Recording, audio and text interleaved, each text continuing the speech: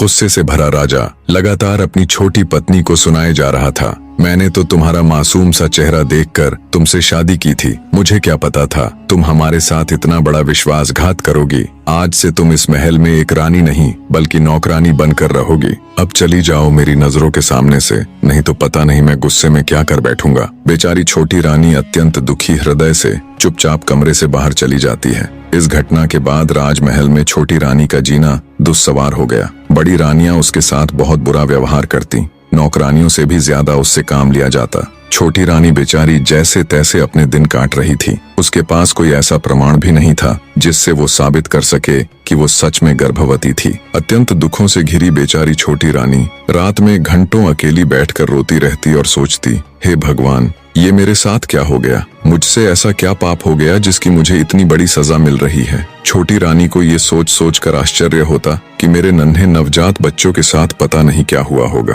कहाँ और किस अवस्था में होंगे वो, पता नहीं जिंदा भी है या फिर काल का ग्रास बन गए। कई बार वो सोचती कि क्यों न सब कुछ छोड़ छाड़ कर वापस अपने गांव में चली जाऊं और अपनी पहले वाली जिंदगी जीऊं। पर फिर उसे गांव वालों का ख्याल आ जाता कि कैसे उन सब ने उसे कितने अरमानों से राजा के साथ विदा किया था। कितने खुश थे पूरे गांव के लोग। अब वापस जाकर उन सबको क्या जवाब दूंगी? किस मुंह से अपने दुर्भाग्य की कथा उनको बताऊंगी? यही सब सोचकर वो गांव जाने का विचार त्याग देती है। ऐसे ही समय गुजरता गया। एक दिन राजा जयसिंह अपने राज दरबार में बैठा था। तभी उनके राज्य में स्थित एक छोटे से गांव का प्रधान उनके पास आता है और हाथ जोड़कर राजा से कहता है, महाराज, आज मैं आपके सामने अपने गांव की एक बहुत ही विचित्र घटना के बारे में बताने के लिए हाजिर हुआ हूँ। ये घटना इतनी विचित्र है महाराज कि इसके बारे में आपको अवश्य पता होना चाहिए। राजा जयसिंह ग्राम प्रधान की बात सुन कहता है, कहो प्रधान जी, ऐसी क्या विचित्र घटना हुई भला?